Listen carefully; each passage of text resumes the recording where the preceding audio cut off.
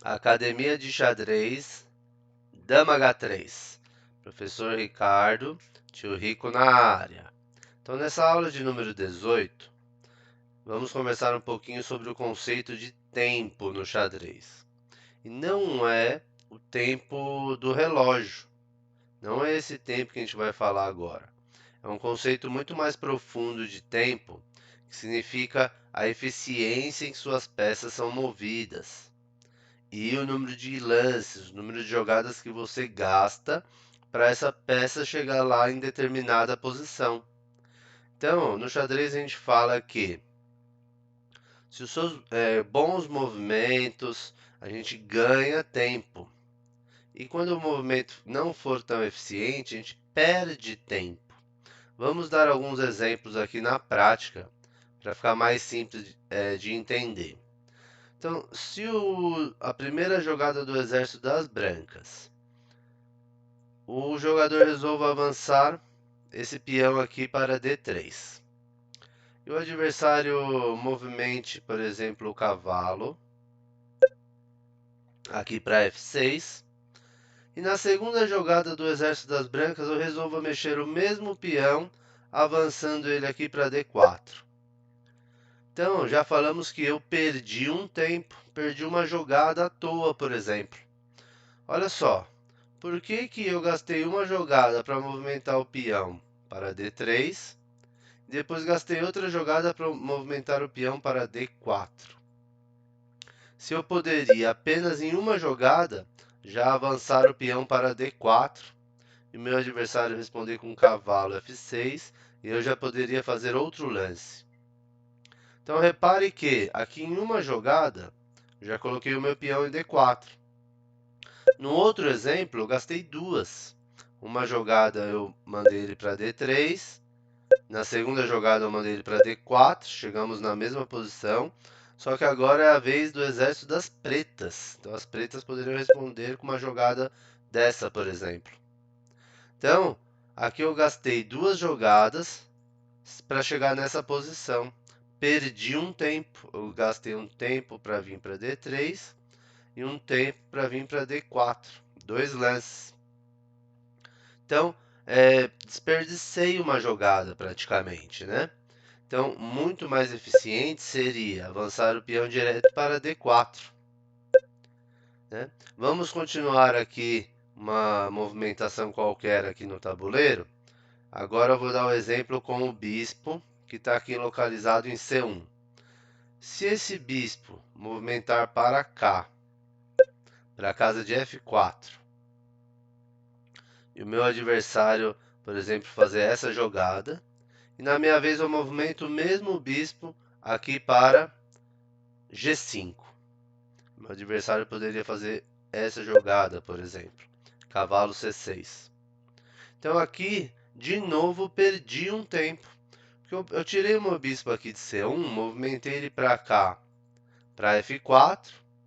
E na outra jogada, eu tirei ele de F4, coloquei ele em G5. Então, perdi um tempo de novo.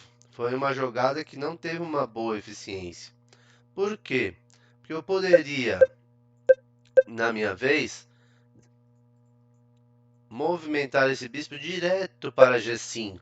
Não precisaria vir para F4 para depois vir para G5, gastar duas jogadas. Eu poderia vir direto para G5 se eu queria ficar em G5. Seria uma jogada muito mais eficiente, eu não ia perder uma jogada à toa, né? E isso vale para todas as peças do seu exército. Então, eficiência para mexer as peças, saber onde colocar as peças e com o menor número de lances possíveis, né? Então, vamos supor, se o meu cavalo quer chegar aqui, ó, em D4, eu gasto uma jogada, duas jogadas. Cheguei aqui em D4. Eu poderia fazer um outro caminho, por exemplo, tá? Mas seria um caminho que eu perderia muitos tempos, perderia muitos lances. Eu poderia movimentar o cavalo para cá, depois para cá, depois para cá, depois para cá e chegaria no mesmo lugar. Gastaria 4 jogadas para o cavalo chegar aqui em D4, sendo que em 2 jogadas ele já pode chegar até lá. Então eu perderia tempos. Esse conceito de tempo tem que ficar bem claro na cabeça de um jogador, que ele tem que mover as peças com eficiência. Ele tem que fazer com que as peças cheguem em determinadas casas, em determinada posição, com o menor número de lances possíveis. Então, outro exemplo de conceito de tempo é, por exemplo, quebrar um princípio do jogo e já desenvolver a dama, a rainha, já sair com a rainha que nem um doido logo no começo do jogo. Então, se eu já saio com a rainha logo no começo do jogo, dando cheque aqui ó, no rei adversário, meu adversário poderia ganhar um tempo em cima da minha rainha. Por quê? Ele poderia defender colocando o bispo aqui em D7. Esse bispo ataca a dama. Eu teria que voltar ou tirar a dama para alguma outra casa, né? Ou voltar. Se eu voltasse aqui para D1, eu perdi um tempo, porque eu fui com a dama para A4 e voltei com a dama para D1. Então fui e voltei e fiquei na mesma posição. E o meu adversário não, ó. Meu adversário tirou um bispo que estava aqui, colocou aqui, melhorou a posição do bispo dele. E agora é a vez dele jogar, ele pode melhorar a posição de outra peça. Então, dizemos que ele ganhou um tempo, ou no caso até 2 tempos, em cima de um movimento ruim. Um movimento que não teve eficiência do exército das brancas movimentando essa dama aí de maneira tão precoce. Então, esse conceito de ganhar tempos no xadrez, ele é um pouquinho complexo no começo agora, mas você vai entender conforme você for jogando.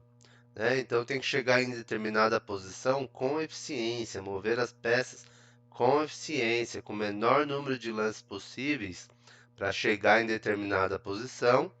E não, por que que não é aconselhável sair, por exemplo, com a rainha logo no começo do jogo, ficar desfilando com a rainha pelo tabuleiro?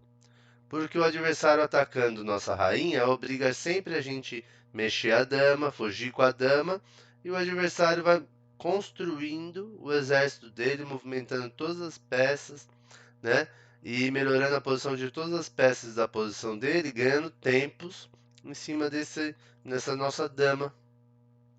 Então, esse é um conceito de tempo que existe no xadrez muito importante. A gente vai aprofundar nisso nos próximos vídeos. Um grande abraço, até a próxima aula de xadrez.